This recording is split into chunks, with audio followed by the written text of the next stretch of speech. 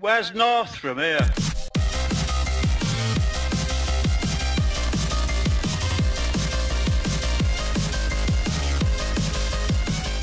Alreet Trainers, I'm some northern guy. It's very easy to get blinded by the hype of Let's Go Pikachu and Let's Go Eevee. Trust me, I know. But let's not forget that next year we are getting a brand new generation of core Pokemon RPGs. Loosely translated, Gen 8 confirmed. And with a brand new generation comes brand new possibilities, new mechanics, a new region, and hopefully new evolutions of older Pokemon. I'm a big fan of Generation 4 because it introduced awesome evolutions for older Pokemon, such as Mamoswine, Roserade, and of course Gliscor, but not Tangrowth. I don't know what Gamefreak were thinking with that one. With Gen 8 being the double generation of Gen 4 with Diamond and Pearl remakes looking very hopeful within this gen, hopefully we'll get even more new evolutions of Pokemon that really deserve one. So in today's video we'll be looking at those Pokemon we feel really should get an evolution in Gen 8, aka Pokemon 2019. And yes, I did say we. I'll let my very special guest take it from here.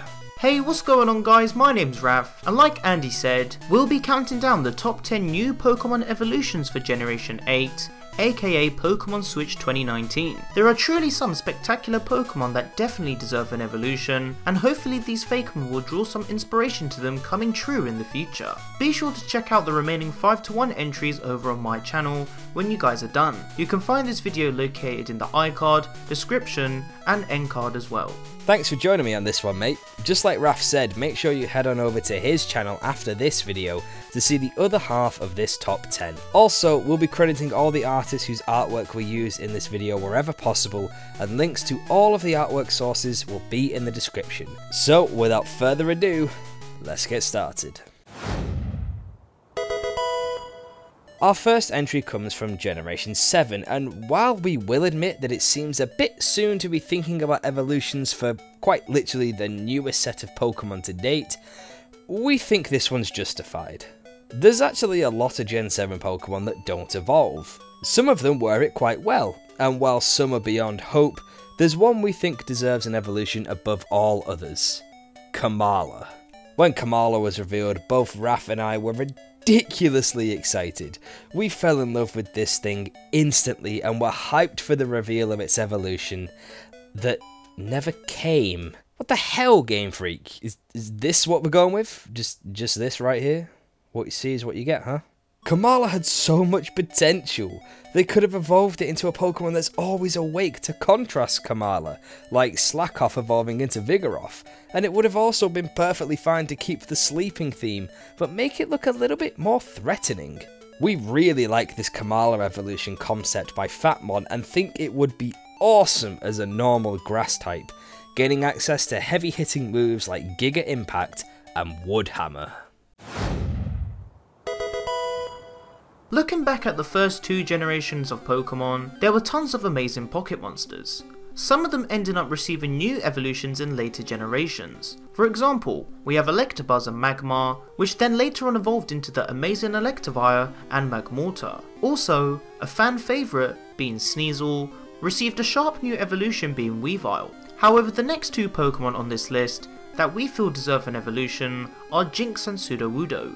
In Generation 1, Electabuzz, Magmar, and Jynx almost formed their own trio, and it's a real shame that one of them didn't get the love it deserves. As for Sudowoodo, this Pokemon really does need a huge buff, as its stats don't really complement it. Both of these designs could portray what new evolutions of these Pokemon could look like. We believe that both of these Pokemon would maintain their original typings, but they would also receive a significant stat boost. We just feel that both of these Pokemon deserve much more, and maybe, just maybe, they'll finally be someone's favourite in the community. Gen 6 was interesting to say the least. Kalos is a big region with a huge diversity of Pokemon from all previous gens, and of course we got some new Pokemon as well, although not that many, only 72, not including Mega Evolutions. One of those select few 72 was Heliolisk, an electric normal reptilian Pokemon, and although we love its design and its concept, it just feels incomplete. It evolves from Helioptile with a Sunstone, but it feels like it should evolve again. It reminds us of a middle stage evolution like Charmeleon or Loudred, and not a fully evolved Pokemon like, say, Diggersby or Hariyama, whose pre-evolutions only evolve once. So we'd love to see Gen 8 give Helioptile another form further beyond Heliolisk. We're very fond of this Mega Heliolisk design by Neomarken, and we think it could also pass as a normal evolution for Heliolisk as well. Its design just screams electric fire type, which fits in with the Helioptile line being based off solar panels in a way, and it'd obviously have access to powerful special fire type attacks like Overheat and Fire Blast. Perhaps Heliolisk could evolve into this Pokemon using a Fire Stone. Porygon evolves twice with 2 different items, so hey, it's definitely possible. So a few months ago, a new image surfaced showcasing unseen Pokemon from the demo versions of Pokemon Gold and Silver in 1997. The sprites were obtained and leaked after being data mined, and there were a bunch of pre-evolutions and new evolutions of existing Pokemon. A few new Pokemon that didn't make it into the games were also revealed, including unseen legendary Pokemon as well. But did you know that Ditto was actually planned to have an evolution? Here's its design. Okay, I know what you're thinking. What the bumba is this? I mean, it doesn't look any different compared to Ditto itself, except for having a horn on its head and a few teeth. Mate, you need to go to the dentist, seriously. Anyway, we feel that even though this evolution was scrapped, it would be amazing to see it return in the future. Seeing as Ditto is only capable of transforming, maybe whilst leveling up and evolving, it could potentially learn a few moves of its own, giving it a more useful role in the metagame, like the moves Bite and Crunch that would match its design concept. It will maintain its original typing of normal, and it will also receive a massive, fat stat increase, because seriously, otherwise it's just pathetic. Poor Ditto. But hey, maybe this little guy will finally get that big power boost with its long lost evolution. Ask anyone what their favourite Gen 2 water type is, and if they say Corsola, they're lying. No one in their right mind sees a Corsola when playing Gold and Silver and thinks, best Pokemon, see you later shiny Gyarados, there's a new water type in town. Corsola is easily one of those forgotten Pokemon. You know the ones, you see them once in a random trainer battle and forget they exist as soon as you KO them.